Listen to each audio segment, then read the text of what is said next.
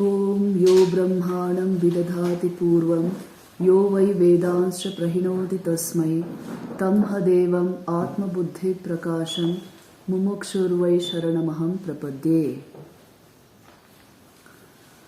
We will continue our study of the Taittiriya Upanishad.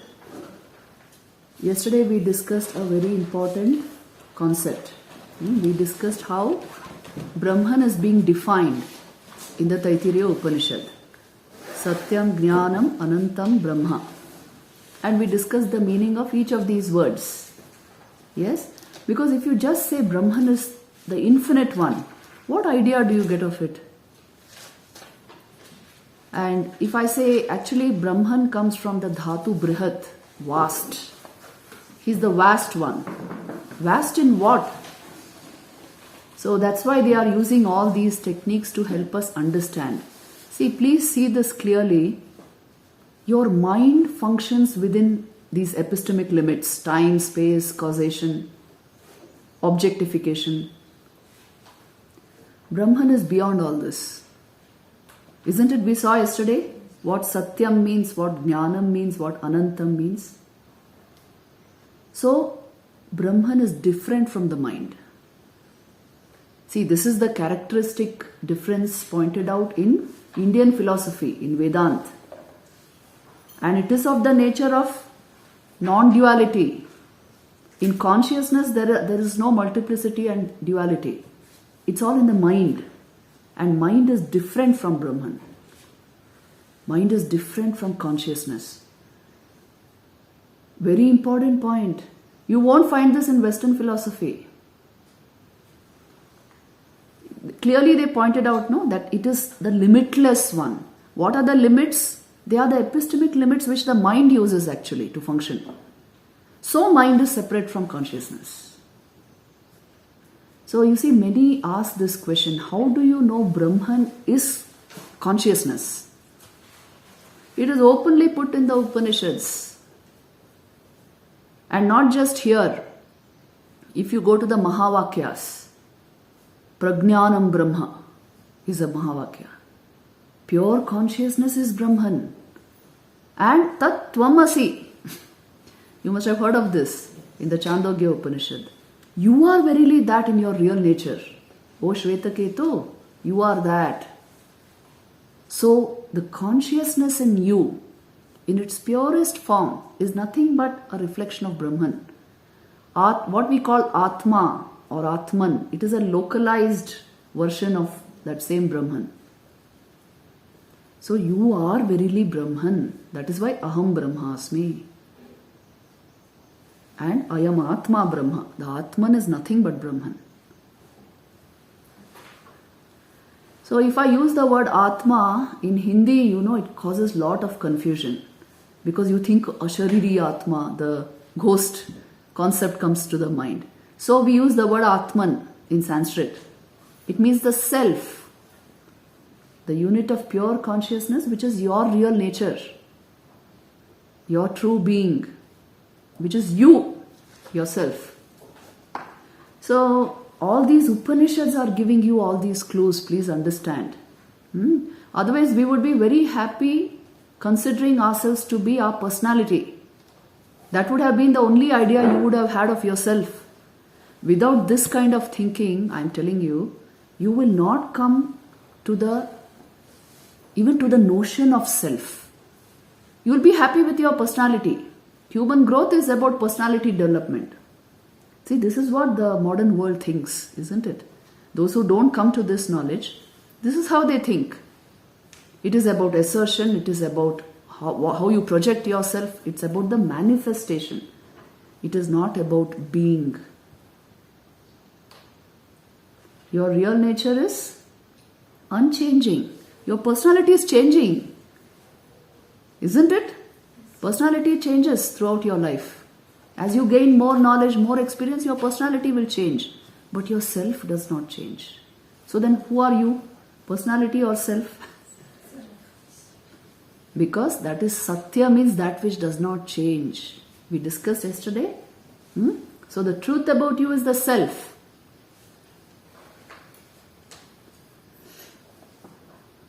Put it down in your own words. This is the characteristic difference between Indian philosophy and Western philosophy.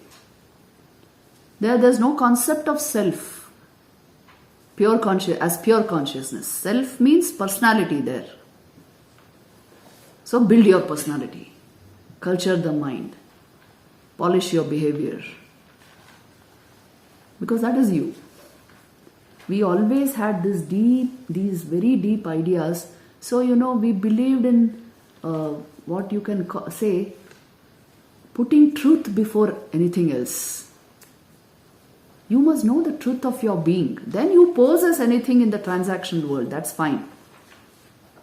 You can perform as a personality, but you're performing. You're posing. The reality of your being is always the self, the unchanging reality of your being. So even if you go to the Mandukya Upanishad, the 7th verse of the Mandukya Upanishad, 7th mantra, it is a stunner. It will stun you into silence, because it is again telling you your very self is that Brahman, this prajna which you are. It is nothing but that Brahman. You know how it goes? Na anta prajnam, na bahish prajnam. Not that awareness by which you understand the internal and external worlds. Na ubhayata prajnam, na prajnanagharam, na prajnam, na aprajnam. This is the language used. What is its nature? Adrishyam, avyavaharyam, agrahyam, alakshanam, achintyam, avyapadeshyam, prapanchopashamam, shantam, shivam, advaitam, chaturtham, the turiya is being described. Manyante, sa atma, sa vigneyaha. It is not this externalized consciousness or internalized consciousness or a hybrid between the two or both. It is not any of this. Nor is it the prajna which you understand just now, that is just mental awareness. Na aprajnam, nor is it unconsciousness. Then what is it? It is adrishyam. You cannot see it. Can you see the Atman? You can't see it. How will you see? It is that which enables your eyes to see. The eyes can't see it. And it is avyavaharyam. It is non-transactional. It doesn't come and interact with the world in front of you. But it is through the Atman that even your mind is functioning. Your sense organs are functioning. So, avyavaharyam, agrahyam. It is incomprehensible by the senses and mind. See? It is that which illumines the mind and energizes your vitality and enables your senses to function. But it is not available for them to know. So it is incomprehensible. And alakshanam, that means it is uninferable. You can't infer it through anything. It is so subtle. Achintyam, you can't think about it. That's why I tell you, whatever thought you make of the nature of pure consciousness will be false, will be unreal. It is not an object of thought. That's why I tell you that whoever is an atheist, does not believe in God, is still acceptable according to Vedanta, because he is only against your concept of God. And for you, God is only a concept. For most people, all of us, God is a concept, unless you have experienced this. So that is what they are against. They are against concepts. Always concepts will clash with concepts in this world. So you see, his nature is achintyam, the nature of Brahman. Avyapadeshyam. Doesn't give any clue. Although it gives the deepest pointers, from within. But on the surface, it will not give you any clue of its existence. You feel you're functioning fine, no Atman or anything. And prapanchopashamam, which means there all physical and mental phenomena dissolve. It is that point, consciousness is that point where physical and mental phenomena dissolve. What is the meaning of this? It means it has nothing to do with the physical and the mental. Look at the definition. That's why the 7th mantra of Mandukya Upanishad is a stunner, I told you. And then what is its nature? Shantam. It is of the very nature of calm existence. It is the calm waters of existence. Nothing can describe it actually. Only samadhi you can know it through, the state of samadhi. Shivam, it is the extremely auspicious state of pure being. And Advaitam, it is non-dual. Yesterday we discussed how it is non-dual. How is it non-dual? Because it is Desha Kala Vastu Paricheda Shunyam. So there is nothing apart from it. So it is non-dual. So it is Advaitam. And Chaturtham Manyante. So this is the state of Turiya. Chaturtha is the Turiya state which is being described. Sa Atma, this is the Atma. Sa Vigneya, this is to be realized. Not Gneya, not known. Vigneya, it is to be realized. See, it's the open truth, open secret in Upanishads. It is your own consciousness. Try to find it out. See, this is the great puzzle of human life. We know everything, we don't know ourselves. So you see here in this Taittiriya Upanishad, the very next sentence he is going to tell you this. Yo Veda Nihitam Guhayam Parame Vyoman. See, the chanting goes like this. Satyam Jnanam Anantam Brahma. Satyam Jnanam Anantam Brahma. Yo Veda Nihitam Guhayam. Yo Veda Nihitam Guhayam. Parame Vyoman. Parame Vyoman. So Ashnute Sarvan Kaman Saha. So Ashnute Sarvan Kaman Saha. Brahmana Vipaschiteti. Brahmana Vipaschiteti. So what is he trying to tell us? Yo Veda Nihitam Guhayam Parame Vyoman. This Satyam Jnanam Anantam Brahma is ever present in the cave of your heart, shining as your awareness. It is the I sense in you in its purest form, not the ego. The I sense in you. Nihitam Guhayam Parame Vyoman. It is that infinite expanse of consciousness in your heart, ever shining. That's why where is the self to be found? In the Sthulakash? In the physical space? No. Then where? In the Chittakash? Mental space? No. Then where? Chidakash. That is the space of awareness. That is where you will find it.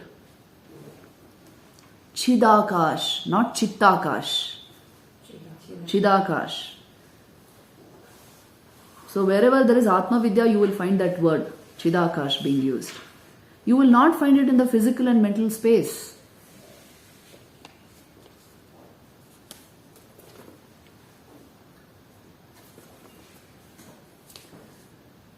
And then he says, so Ashnute Sarvan Kaman Saha, reaching which all desires of the mind are satisfied all at once. Why? How? Because your very mind dissolves away there. Your very mind will dissolve away in that state. So everything gets satisfied at that point.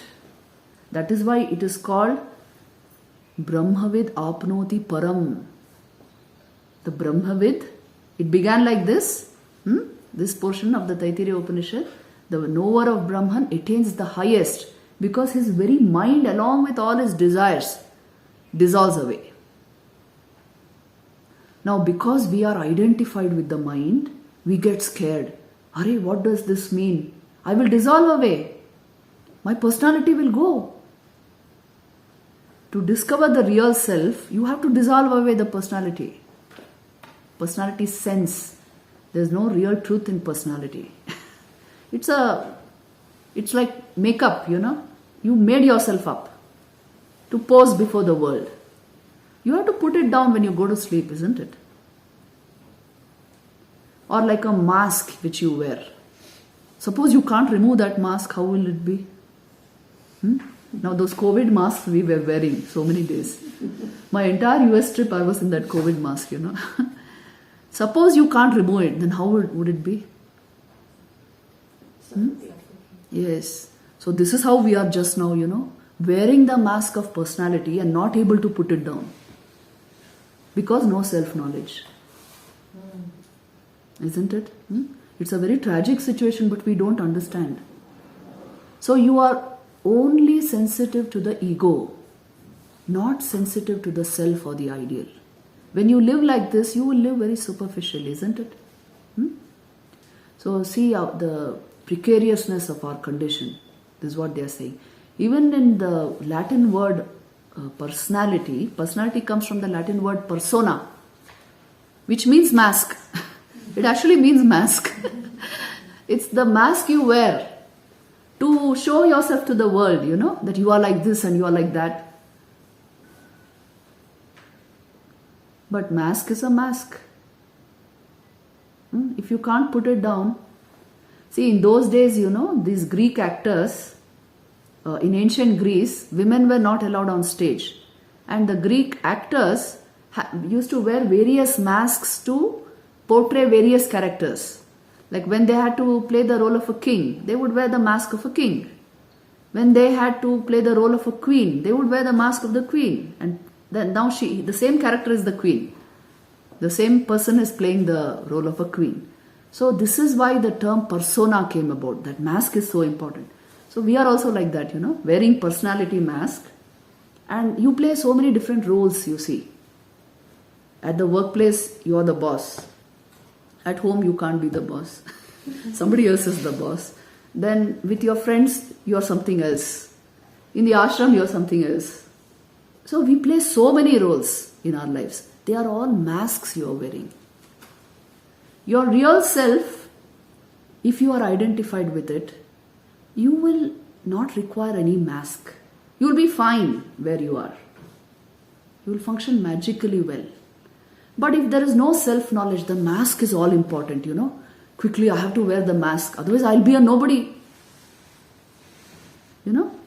I'll be a nobody. This is the fear. Nobody will respect me. Nobody will acknowledge my presence. Nobody will care for me. So this is the actual fear which makes you put on the masks. This is only because we have not analyzed personality in depth. So see, this is what they are telling us. Sa ashnute sarvan kaman saha. If you reach self-knowledge, everything comes to the highest satisfaction. Don't be so troubled by your masks. This is what they are telling us.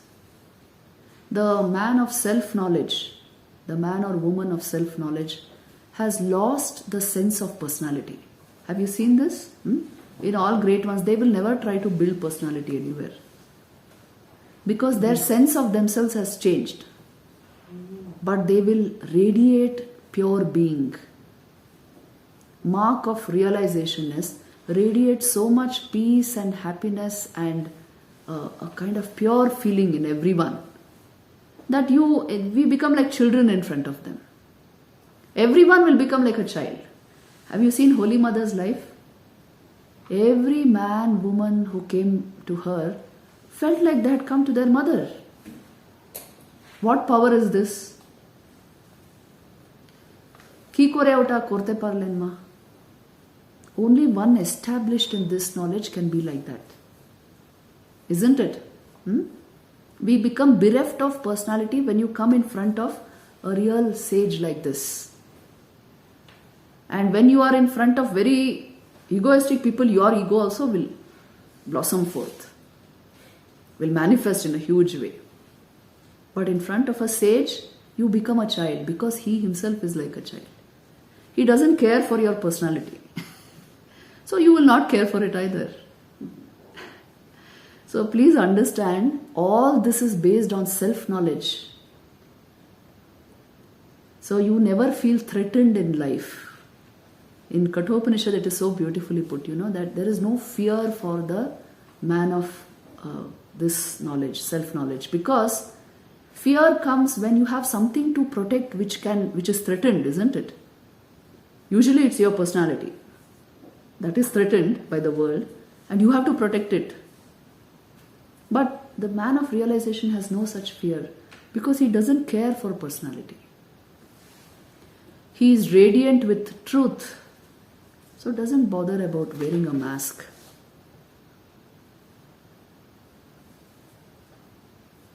See, that is why the hallmark of a realized person is renunciation. Has he put down personality, or is it very important for him?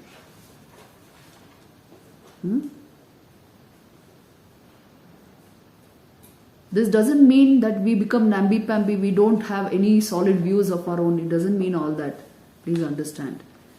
Putting down personality and standing on the self means you are luminous with the highest knowledge. And the mind will remain crystal clear in that state. So anything you decide or think will be very valuable to the world.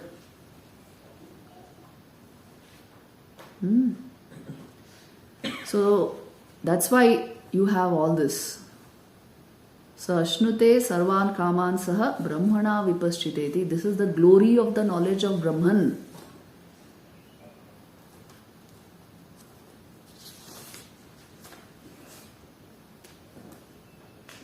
See? He who knows that Brahman is existing in the intellect which is lodged in the supreme space of the heart enjoys in identification with that all-knowing Brahman all desirable things simultaneously. All his desires are satisfied. So the whole point here is attain to the knowledge of the self first. Sri Ramakrishna's teaching was the same, isn't it? What did he say? First God, then the world. If you first enter the world without self-knowledge, what happens? You know what happens. Only confusion. And you don't know what to prioritize, how to place things. So that is why this knowledge is very, very important and should definitely be a part and parcel of education. All our cognitive faculties get distorted. Yes. We enter the world. Perception, Exactly. attention, Exactly. focus, they get all colored. Exactly. See, this is what happens. All of your cognitive faculties will get distorted. Colored in that color, Then it's a huge effort to pull it back. So that's why the insistence was always on first this knowledge. At least in the Indian spiritual heritage it was like that. Atma va are drashtavya, shrotavya, mantavya, nididhyasitavya. Another Upanishad tells you this. First, the Atman is to be seen. Seen in the sense known, heard about, thought about, and realized. And then you do whatever you want to do.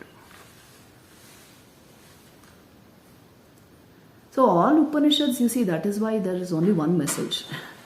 First realize this. Get a deep knowledge of it, then you live a full life in the world. No problem.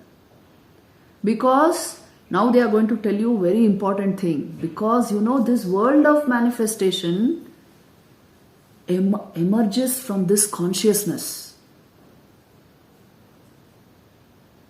Now this is the huge debate going on in the world. Does matter create consciousness or consciousness creates matter?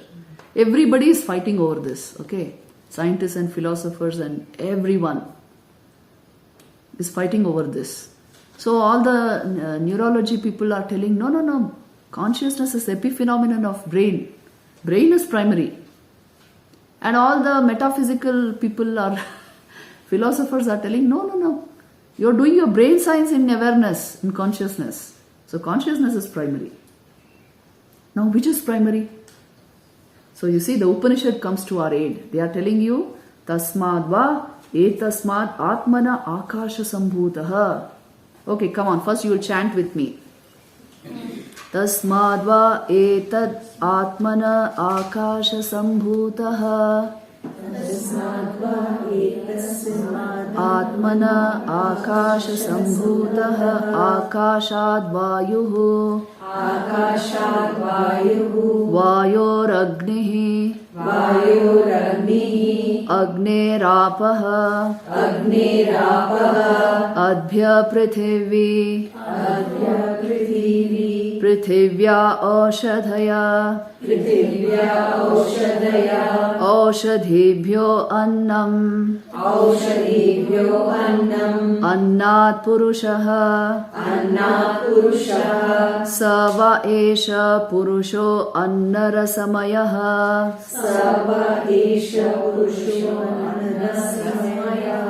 Tasyedameva Shiraha Ayam Dakshina Pakshaha Ayam Uttara Pakshaha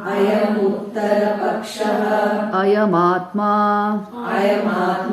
Idam Pucham Pratishtha Tadapyesha Shloko Bhavati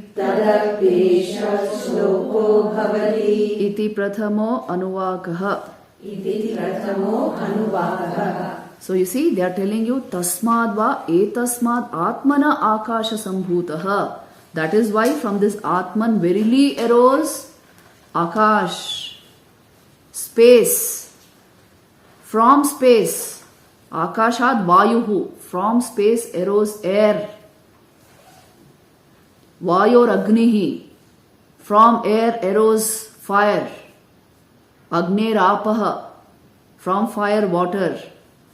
And Adbhya Prithvi. From water the earth. So all 5 elements were born from the Atman. Matter arose, the Pancha Mahabhut arose from consciousness and not the other way around.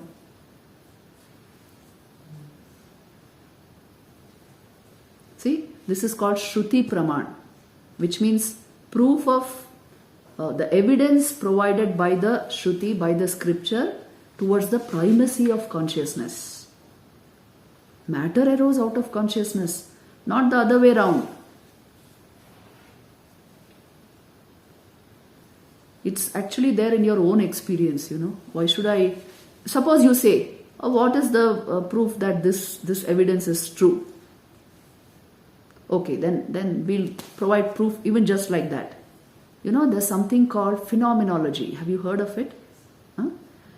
It means taking a first-person perspective of things. How does something feel to me? That is most important data you can garner on a subjective experience. So today we are doing Vedanta through phenomenological method. It's called existential phenomenology, which means doing phenomenology on the nature of your existence. You must pay attention, otherwise you won't understand this. Doing phenomenology on the nature of your existence, not on the nature of your thought. Not on the nature of your body, sensation, mentation, all that. Doing phenomenology on how you feel about your being, yourself. So if you think in this way, now see, I'll ask you a phenomenological question. You will give me the answer. And you will see how it proves all this. Tell me, do you find awareness in your body or your body in your awareness? Think and tell me. No hurry. Body in my awareness. You find your body in your awareness? Body in my awareness. You find it that way, no? See, this is a phenomenological question and you gave me a phenomenological answer. You just checked how you find it and you gave me the answer. So what does this mean now? If I find my body in my awareness, it means my awareness is primary to my body, isn't it? So also you will always find your thoughts in your awareness and not awareness in your thoughts, which means you are primarily aware. In that awareness you think You have thoughts, and through that thought current, thought process, you identify with the body and mind. This is how you are functioning. So, the primary aspect of you is consciousness, awareness.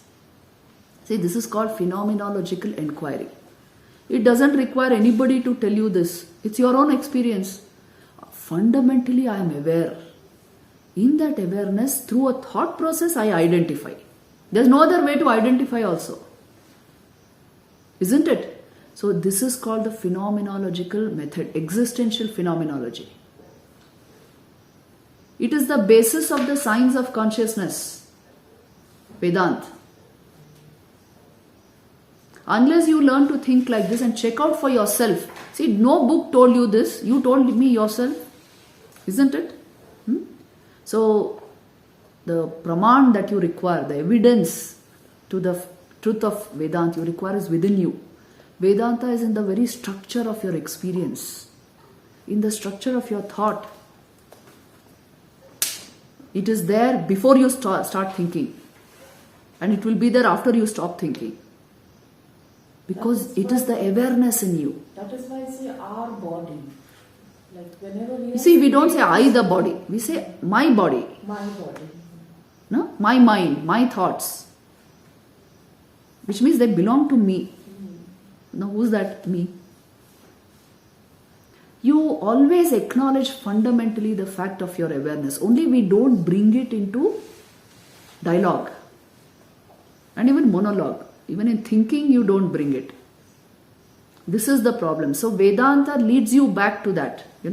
Learn to think and talk properly first. This is what they tell you. You must understand this. You see, we have become so objective in nature. We talk only in objective terms. But your own experience will tell you that you are fundamentally aware. See, another question I will ask you. I am aware of the body, isn't it? Is the body aware of me? No. What does this mean? What is a gross thing? It's insentient. It's limited. See, it means so many things. It means I am aware of the body, but body is not aware of me. It only means I am apart from the body. And awareness belongs to me. And body is an object of my experience. And it is an object of your experience. That's why you have medical science. You're studying body as object. And so also your mind. See, you are aware of the thoughts in your mind. Are your thoughts aware of you? That would be so strange, no? Oh my God. If your thoughts became aware of you, no, I am aware of my thoughts. So obviously I am apart from my thoughts. Isn't it? Drigdrishya Vivek this is. It's called Drigdrishya Vivek. So I am the Drik. This is the Drashta. Drishya in front of me. I am the Drashta. I am the seer. This is the scene. So obviously I am apart from it. Only I didn't give that me a term. So I think I am my thoughts. I think I am my thoughts. I am not my thoughts. I think I am my body. That is why we can identify the thoughts separately. So you see, it's a huge illusion you have created for yourself. I am the body, I am the mind. Body never comes and says I. But I say I am the body. See, catch this please. Body never claims an I. Mind never claims an I. I say I am the body and mind. Isn't it delusion? I, the awareness, am claiming I am the body and mind. And I am identified wholeheartedly with it. That's how I get the personality sense. So it is my making. It is not my default state. I have made this up, that I am the body and mind. But in my own experience, I am only awareness. The process of identification begins with the process of your thought. If you can distance yourself from your thought, you will see your experience of your existence is completely different from what your mind makes it up. See, this much you should catch when you come to Vedanta, you know. Then you will understand that they are talking about fundamentally my being. So very important this is. Otherwise you won't understand. So you see, that is why clearly they put here in so many ways. Consciousness gives rise to Pancha Mahabhut. Your very body is Pancha Mahabhut. You know. It's a combination of these 5 elements. Prithvi, Ap, Marut, Tej, Vayu, and Akash, and the entire cosmos is nothing but that Pancha Mahabhut in grosser form. So that's why I tell you, be in nature. What happens, you know? Then you sort of resonate because it's the same stuff. Your body is the same stuff and you feel happy, that's why. When you're in your own place, you feel happy, no? But if you are in a high-rise building in a 2-bedroom apartment all your life, then you require entertainment to keep you happy. If you are in nature, you don't require any entertainment. Your mind will remain calm and happy. And that is all synthetic joy. It will give you only sorrow.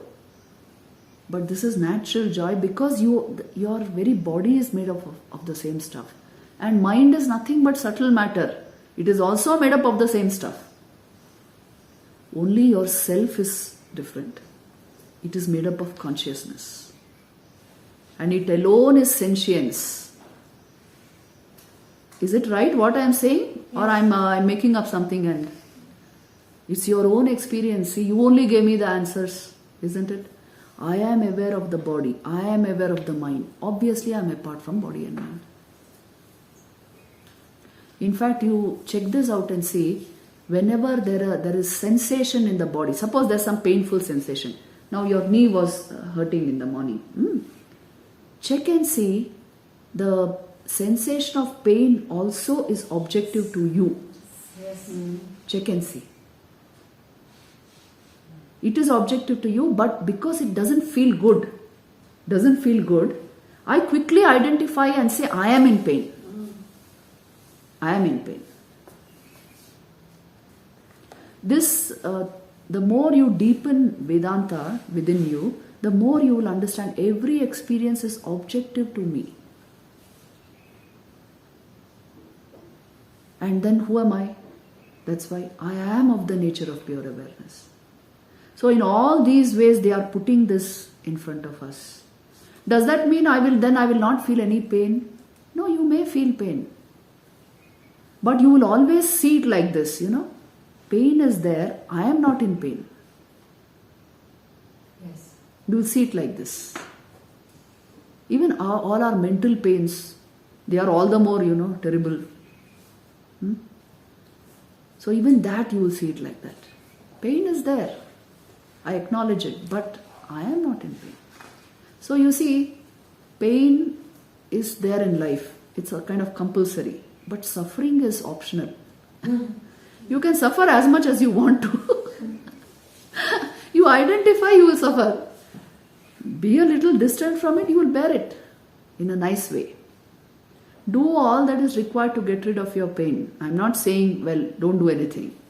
But there is a way of distancing yourself from all this. And acknowledging that deep within me, there is no pain. In fact, I am seeing the pain. So that is why all these verses, you know, all these mantras, they are telling you that Adbhya Prithivyam Oshadaya, from the earth spring all this vegetation, all the herbs, all the things which cure a person. Oshadhibhyo Annam, the food that you eat comes from there. Annat Purushaha, this is how the man is made, the physical body is made. Sava Esha Purusho Anna Rasamayaha. That is why you are of the essence of food, the physical body, the Annamaya Kosh. It is made up of food, isn't it? Tasyedameva Shiraha, and this is its head. You see, the rishis understanding of the human personality is now being brought out like this. That is why, indeed, this is your head, this is your right wing, this is the northern side, and you are the self essentially, manifesting through all this. From time to time, they will come into first-person dialogue, in this Upanishads, That's why I told you there are revelations in the minds of rishis which were just transmitted by word of mouth, and at some point of time they were put on paper, much later. So you find like these kind of ideas, It's not a single streaming flow of philosophy. The experience as it is happening has come out. So this is what this portion means. Now,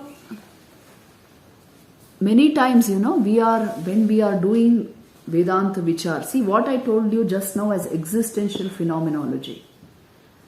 It was traditionally called Vedanta Vichar, this way of thinking. So it has different names like Drik Drishya Vivek, which means separating the seer and the seen, which you are doing spontaneously actually, all the time, but you didn't see it this way. You didn't think of it this way. So that's why these are called pointers. Vedanta is pointing out, see, this is what is happening. You are the self, you are of the nature of awareness, and through the thought process, you are identifying with a whole lot of things. So you stop thought process, the identification will vanish. Isn't it true? After a real bout of meditation, Vedanta will appear very real. And not otherwise. See, Vedanta appears real 2 times. One is after your meditation. For the general run of people, I am saying. After your meditation. Second is when you are in the presence of a Vedantin. A sage. When you are in the presence of a sage, it will become very real. Then again, when we go back to our normal world of confusion, again it will appear like, Are, kothay chilam ki holo? Like that. What happened? So this is what happened, that your mind, got the better of you. This is what happens when you go out into the world without self-knowledge. So the purpose of all these retreats and meditation and all this is this much only. You should carry this knowledge with you. And you must practice this Vedanta Vichar, existential phenomenology, wherever you are. It is a fact of your experience. Isn't it? Now, can I give you 1 or 2 more questions to help you grasp this better? See now, everything in this world, what is it that I call I, me, mine, and what is not mine? Whatever is inside my skin is me. This is how we usually think, isn't it? So whatever is outside my skin is you and somebody else. So also what is in my mind is mine.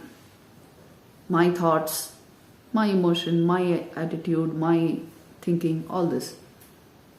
What is outside my mind is not mine, it's yours. But tell me this, is there anything outside your awareness? Is there an inside and outside for awareness? No. Which means what? Everything is in awareness. There are no divisions. There's no me and you. So when it comes to body and mind, we are all different. But when it comes to awareness, we don't become different. So that is why in the Vedanta they will say, the only uniting factor is your consciousness. The same consciousness is shining in all beings. There's no my consciousness and your consciousness. There is my mind and your mind, my body and your body, but no my consciousness and your consciousness. Only one consciousness shining in all beings. And all these Mahapurushas actually see you as consciousness, so they see unity. The grosser the mind, the more it will see body. The base mind will see body. The more refined mind will see mind. And the realized one will see only consciousness. You are God to them. So your real worth only they understand. Please know. Those who judge you by body and mind understand you very little. That is why the ashram is the real home. Isn't it? Because here you must live your full worth and you must walk full stride. Because this is the place where you manifest your divinity. You are not seen as body. You are not seen as mind. You are seen as you are. So you see, something of this spirit you should carry with you when you go home. Don't judge and label people in terms of body and mind. It is the grossest way to live. And what will happen? You will become sad as a result. See, with which mind can you be perfectly at peace, tell me? Only with the saintly mind you can be at peace. With everybody else, it's like billiard balls, You don't like this, you appreciate this, you don't like that, you don't like that. It will be like that. So, something of this. In awareness, there are no divisions. When you stand on awareness and live the fully aware life, you know how the other person will appear? You are me in another form. It will appear like that. I see only see, this is the starting point of empathy. Not sympathy, empathy. You are me in another form. And what you feel, I can exactly feel that at any moment of time. So I will not allow myself to feel bad or sad, isn't it? So I will never treat you in any other way. I would treat you exactly as I would treat myself. You are myself in another body. This will become the perception, and this will be your real life perception. It's a very elevated state of consciousness where you can see things like this. So equanimity, equality, unity, all this will be natural to you. Not divisions and fighting and quarreling and blaming and labeling, and that will be alien to your personality. You will see that in the life of spiritual people, everything they can bring into harmony. Because they are harmonious within themselves. Everybody they can love. Swamiji used to say, my God, the wicked. Who can say this, tell me? Holy Mother Shri Sharda Devi used to say, Sharat Jamun Amar Chele, Amjadu Amar Chele. Na? Ma bolte hain. They are the same to me, Sharat and Sharat Maharaj was the General Secretary of Ramakrishna Order. Such a great sadhu. And Amjad was a petty thief. And Mother is saying, both are my sons. They are the same to me. Look at the perception. There are no others. One self shining in all beings. Somebody is wearing a wrongly conditioned shell called the mind. That's all. Doesn't matter. What is there? That's not the real self. So your perceptions will change. See, with Vedanta, this is what happens. You will be at peace with yourself and with the world.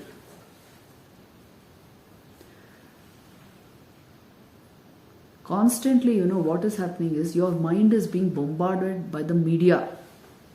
And it is only running after sensation. It is only running after giving you some fresh piece of news before anybody else. Or making up something for you. A little you must, that's why, distance yourself from this. The perception of those minds cannot be your perception. Are you getting it? Those perceptions are happening because that they are earning their money that way. It's a commercial enterprise, the entire media platform. You must know how to take, how much to take, from where to take. And change your perceptions. Live your life fully. Why go by somebody's thoughts? The world is not as bad as you think. In fact, there are millions of people sensitive to all this. I'm telling you, I travel so much. And the picture which the popular media will give you is that the world is going to dogs. It's not so. Only you must live on that plane to see this. So you see, don't go by anybody's version. I'm telling you, the real sage is completely independent of everything. So many things will be happening around him, but he's independent. He will take his own decision and have his own thoughts and perceptions. And whom we may not heed, he will pull to himself. Because he knows and you don't know. So you see, when your consciousness is transformed, you switch your perceptions. Don't try to generalize all life. The nature of this life it is consciousness. It is Brahman manifested. Bodies and minds will be different because that is the play of Maya. You are subscribing to Maya when you only see body and mind. It's your fault. That's why all sages have said this कि अगर आप कुछ खराब देखो या ढूंढो वो आप में है और कहीं नहीं है. बुरा जो देखन में मैं चला बुरा न मिलिया कोई जो दिल खोजा अपना मुझसे बुरा न कोई. If I see bad, it's because I am bad. If I see fault, the fault is in me. That is the ultimate truth. No, we have to be practical. No, then you be practical and suffer it. You see, the purpose of all your practicality is to reach this level. At least for some time, think about how would be a unitary perception. Isn't it? This is practical to the sage, not the versions of the mind. So somewhere, sometime in your life, you must taste this. Put down mind. Condition it so positively, it will only lead you to this. And taste this and see. You won't want to go anywhere else. So the Upanishad is giving us all this knowledge in all. You see, I can't tell you the depth of these mantras. They are way beyond any literature on the planet. Because they are the revelations of the rishis with great, hesitation being put in a language we can grasp. Because they know finally it can't be conveyed the way they are feeling it. But somehow they have tried. Meandering, that light is meandering through different minds and through words. Language itself is a limitation. And then coming out, still it is so powerful. How must be the experience? So you just dive into sadhana. If you're really intelligent, you will do that. Because all this is only possible through sadhana, isn't it? So I think we should end it here. Time is almost up. Because next I am going to take up Panchakosha Vichara, which is part of Taittiriya Upanishad. The famous Bhrigu. So for today this is fine. See, we discussed very important ideas today. Yes, the actual spirit of Taittiriya Upanishad we discussed. It is the knowledge of Brahman. The definition of Brahman is best put in the Taittiriya Upanishad. Where will you get such a definition of God? Tell me. He is the consciousness in all beings. Where are you searching for him? Temple you made up and you think you have locked him up there. He is shining in your heart. He is the light in your eyes. Actually, he is like that all the time. And you don't see that. So just dive into the Upanishads if you want to get the real flavor of the Indian spiritual heritage. This is what I would tell you. See, morning, after my meditation, I do this. Upanishad only. And the commentaries on the Upanishad. And many times, it's like rapture. So I'm telling you, share in it. There's no piece of literature like this. We'll end it here. Om Shanti Shanti Shanti.